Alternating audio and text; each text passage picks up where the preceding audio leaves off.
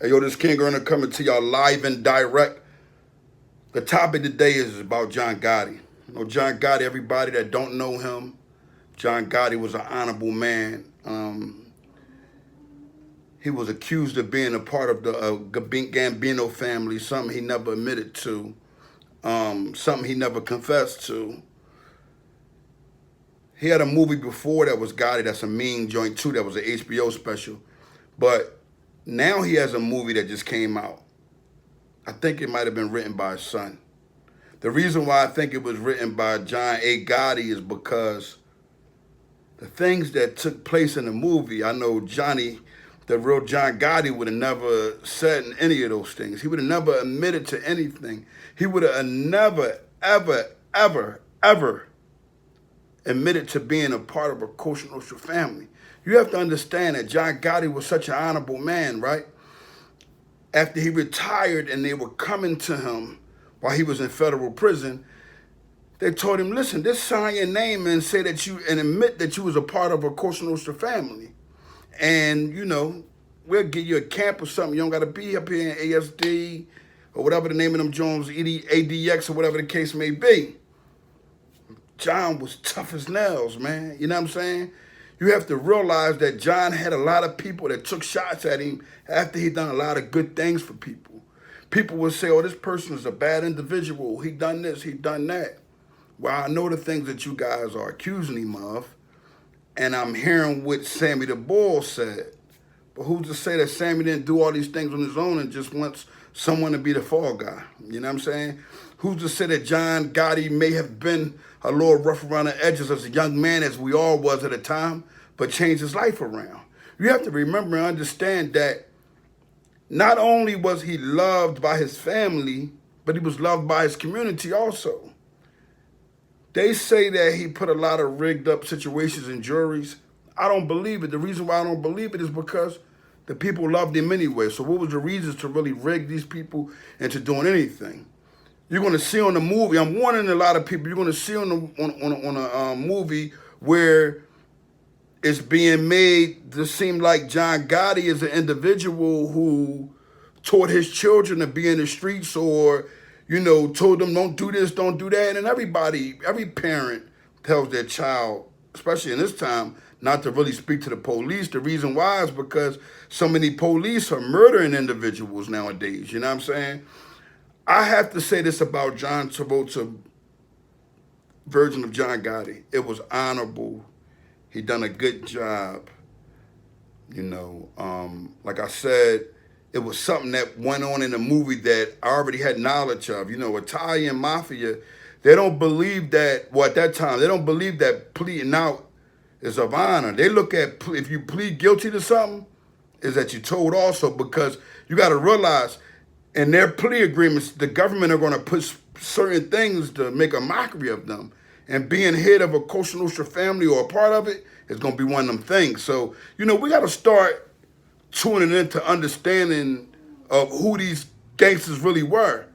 And John Gotti, he really didn't start making it until he got, like, I think in his mid-30s or late 30s. He always struggled. He was always on a hustle back and forth to jail, but his whole goal was to take care of the family.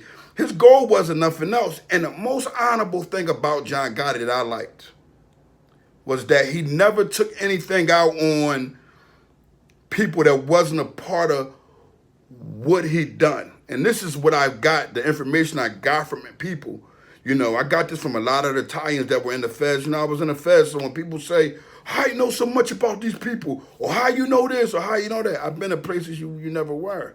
And I sat down and I talked to the older guys and let them, you know, give me some honor. I remember a man by the name of Johnny that was from Newark, New Jersey, that was part of the mob. He was a good man.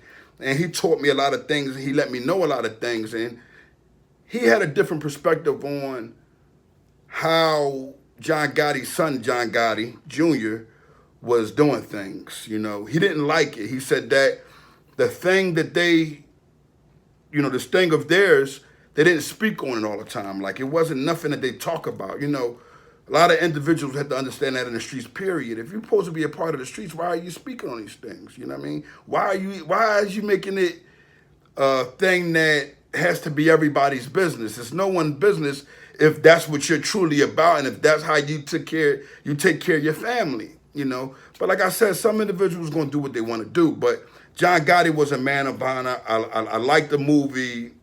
John Travolta, he done a honorable deed by doing this. He said, I'm not doing it as a friend or anything of that nature. I'm doing it as a person who is being introduced to who this man is. And I've known this man of being respectful regardless of what people say.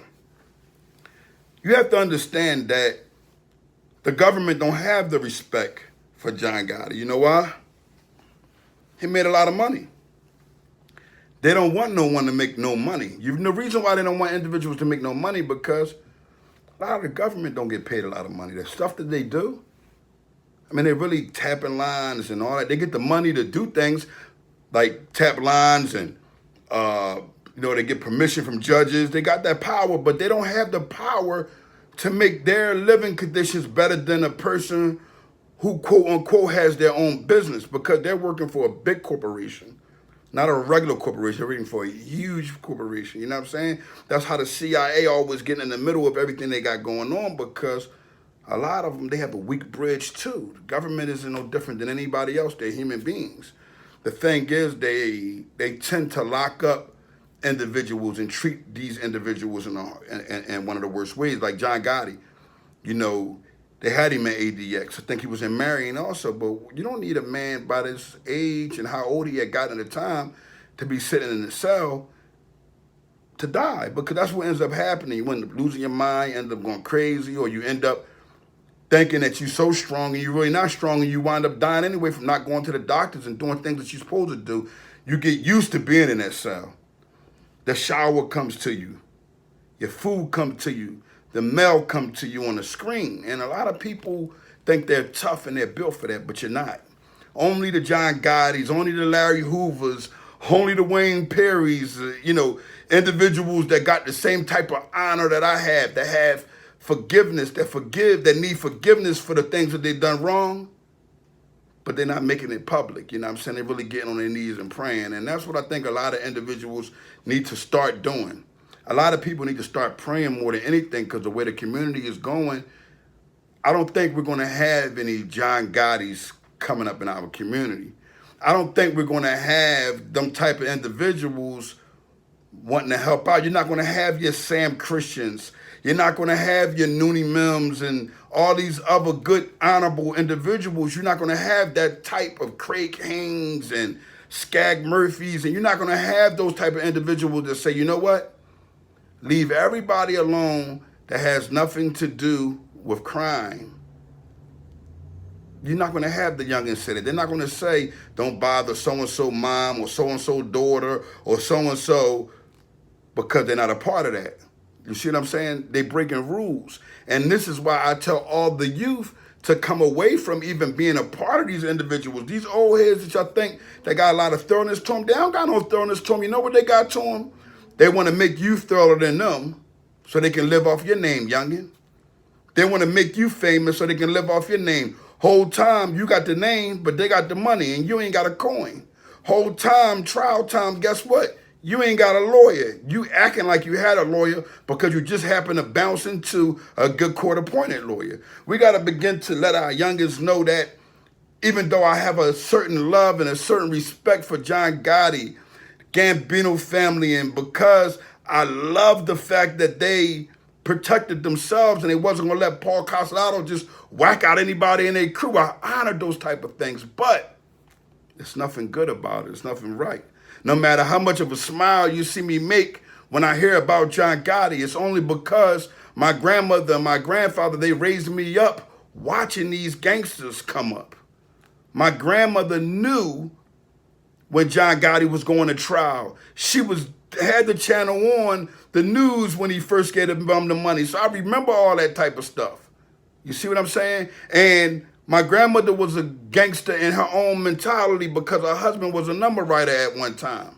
I mean, he came away from that stuff also, but at the same time, this who they were. They were living in poverty at a time. You know what I'm saying? So you got to respect certain individuals that did come into the streets. And a lot of people, they look at individuals like John F. Kennedy and say he's the best of the people, blah, blah, blah. But look, Jesse James and all them dudes that was, that was in the Wild Wild West, robbing banks.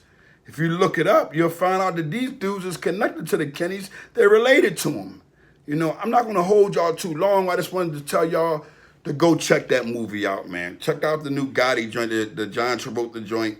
Watch it. I know John Travolta, he's not a good actor in reference to gangster movies, but he done his thing this time, and you could tell he read up on it. Out of all the movies he always do, and when he plays little gangster parts, you could tell he read up on John Gotti, and you could tell that he took time out with his family to get some understanding, because we got to respect John Gotti, man. We got to. Listen, people talking about he racist and all that other nonsense. Don't you believe what the government put out there? Don't you believe what the government put out there? Yeah, he had quarrelsome. He had a situation with a brother also that they say that John Gotti actually, took a L. But let's get some understood. John Gotti wasn't no punk. I don't care what color you are, orange, green, yellow, brown, black, red, white. I don't care what you are. You're not going to make me believe that at a time, that if John Gotti was in his younger time, any man they put in front of him, man, he could have done it with the hands, man. And, big ups to his family. Big ups to Peter Gotti. Me and Peter just started following each other on Instagram, man. I want to give a major shout out to him, because when you watch the movie, you find out that Peter was the one who sat next to his bed while he was dying the whole time. And I don't know how much truth that is, but imagine sitting next to your father and you can't take him out of the hospital. Imagine that, man. That's a serious situation. And, like I said, I know John A. Gotti, John Jr., probably catching a lot of hell from a lot of different people, especially the mafia, the people that used to be in it, rather, because there is no mafia. The mafia died when John Gotti died. And about him speaking on certain subjects and certain things, because you got to remember, like I said, John Gotti said this thing of theirs was a secret. It wasn't for people outside of their society. That's why people that was getting harmed never had to do with their family members. And if a person harmed somebody that was with them, that was, that was their family and stuff like that, you have to remember what ended up happening. You know what happened on that? What happened? They would get situated. They would get murdered. They would get killed if they made a mistake, or if they intentionally killed someone who wasn't a part of the regime, a part of the crime. I'm King Earner from the Honor Your Life campaign. Comment at the bottom, whatever you got to say. All opinions are welcomed. If you're a fraud, please back up and run from the page. We're trying to figure out how we can get these youngins to go a clean slate without having to have people tell on them. The goal is to have people stop telling on us, but the main goal is to do what?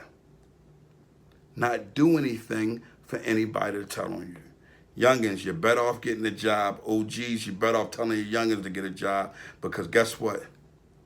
60, 70 years old, they can't sell drugs, man. Can't shoot people. King Earner live and direct.